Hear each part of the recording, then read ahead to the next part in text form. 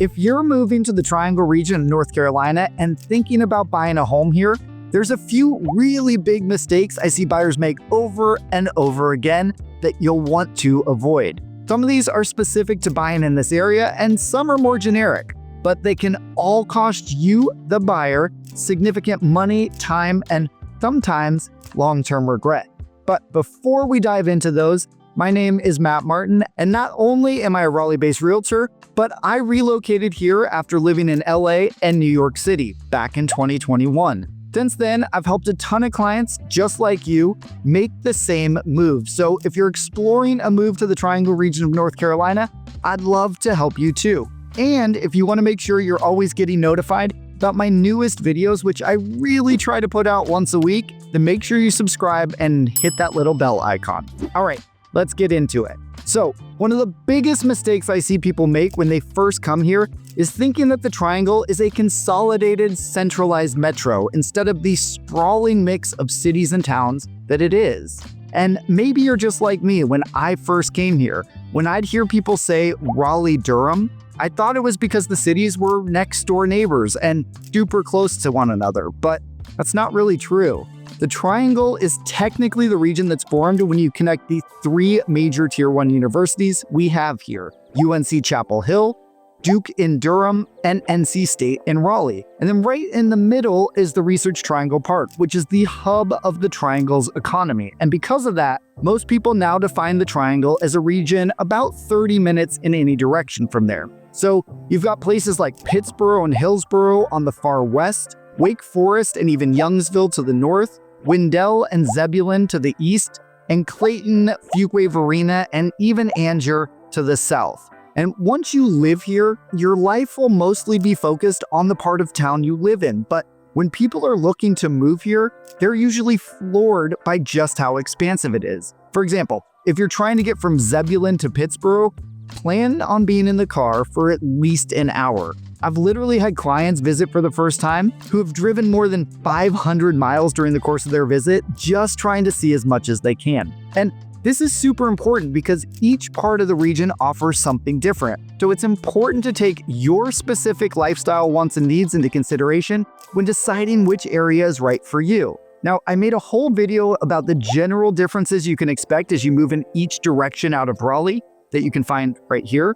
But here's the high level. You're going to find your most densely populated and developed areas to the west of Raleigh, like Cary and Morrisville. But if you keep going west out to Pittsboro and Chapel Hill, then you're going to feel like you're in a nature preserve with Jordan Lake and tons of trees. But that's all changing as the ridiculously ambitious Chatham Park Master Plan community is being developed across 8,000 plus acres in Pittsboro, which will completely transform that area over the next couple decades. Then north of Raleigh is going to feel more wooded, especially as you get closer to Falls Lake, with a mix of established homes and some newer communities popping up. And then south and east of Raleigh are going to have a mix of farmlands and woods with tons of open land that's quickly being replaced by new developments, taking advantage of the expansion of our outer belt line, or I-540. So where do you even begin? Well, first, you find a local expert who can point you in the right direction. And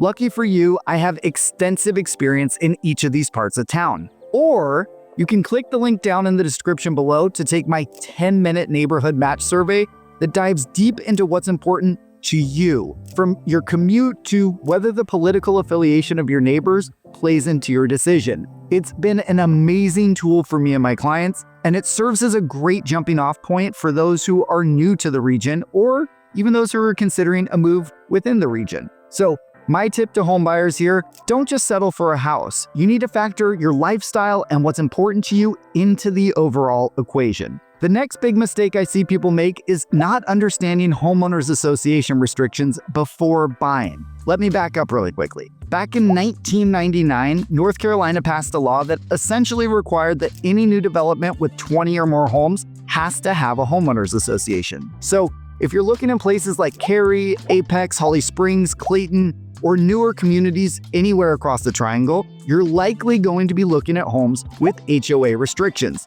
In fact, of the over 37,000 single-family homes sold across the Triangle in 2025, over 21,000 of them had HOAs, so 57%. So why is this important? Well, some HOAs are super lenient, while others can exert a ton of control over everything from how elaborate your Christmas decorations can be and what color you can paint your front door, to whether you can build a shed in your backyard or put up a fence. And this is critical to understand before you buy, as it may take a property from what you thought was a dream house into a total nightmare. Now, some people love HOA communities because they offer more uniformity and maintain a certain level of upkeep that isn't always found in unregulated neighborhoods. But if there are any projects you're hoping to do to your home once you move in, or say you want to get chickens, it's super critical that you ask those questions beforehand to make sure you won't run into any pushback. And that's where I come in. Part of my job is to review those covenants and restrictions with you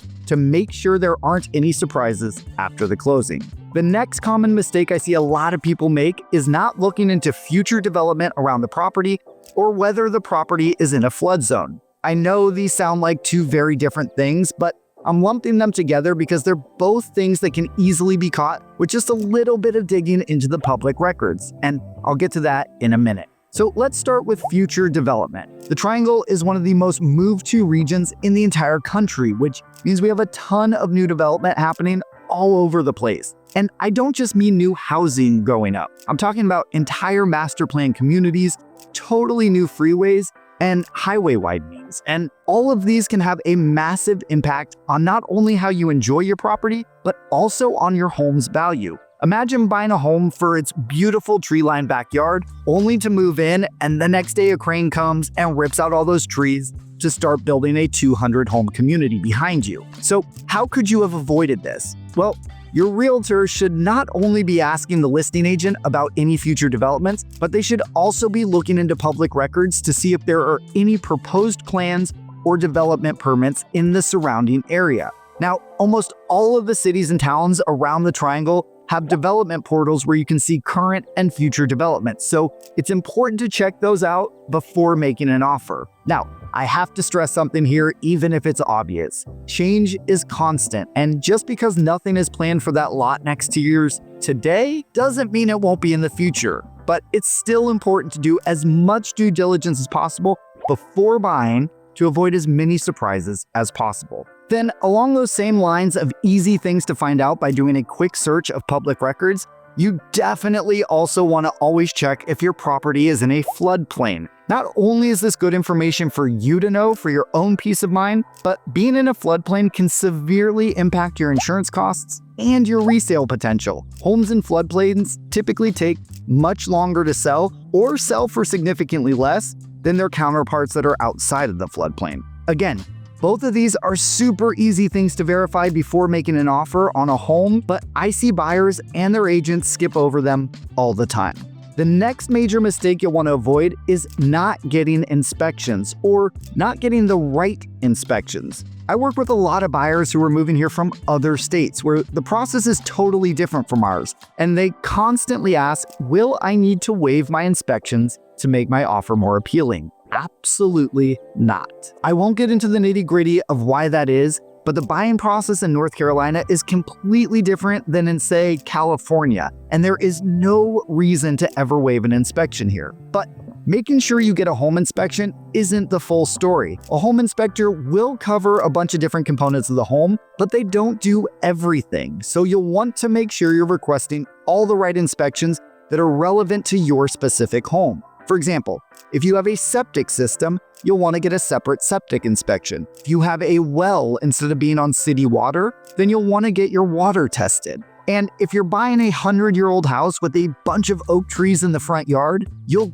definitely want to get your sewer line scoped to make sure it's still intact and not infiltrated with tree roots. I've had 3 homes in the last year with issues that arose from sewer scope inspections, and all resulted in significant credits to my buyers at closing. Oh, and I almost always recommend a dedicated HVAC inspection to look closer at the components of your heating and cooling system, as these will always be more in-depth than a standard home inspection goes, and they often reveal much more information that can be used to negotiate repairs or concessions with the seller. And Speaking of revealing information, that leads perfectly into my last major mistake I see homebuyers make, and that's not knowing when to walk away from a deal. Here in North Carolina, a buyer can walk away from a contract at any point for any or no reason. You will lose your due diligence fee, which I explain in detail in my due diligence video that I'll link to below, but the seller cannot seek any other remedies if you back out.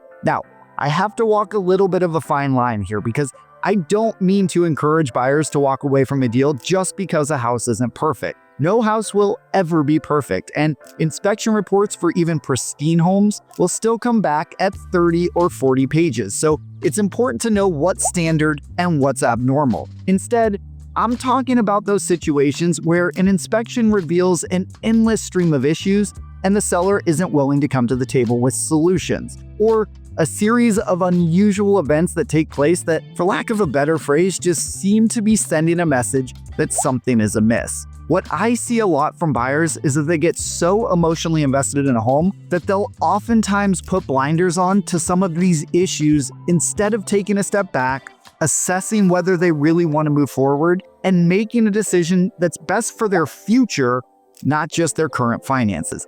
I have multiple examples of this in my career, but since many of my clients watch these videos, I don't want to give any specifics here, but I do like to remind buyers that sometimes it might just not be the right house at the right time, and it's okay to walk away. So those are the 5 biggest mistakes I see buyers make here in the Raleigh area of North Carolina. There are plenty more, like buying a car before closing on your house or changing jobs while you're in the middle of qualifying for a loan. So if you're planning a move to the Triangle region of North Carolina and you want to avoid these kinds of mistakes, I'd love to help you do it the right way. You can reach me by phone, email, or text. You can find all my contact information in the link below or by scanning this QR code right here with your phone. And if you liked this video, I have a whole catalog of others all about moving to, living in, and buying real estate in and around Raleigh, North Carolina. Here's another one here that you may like, so give it a click to keep on watching.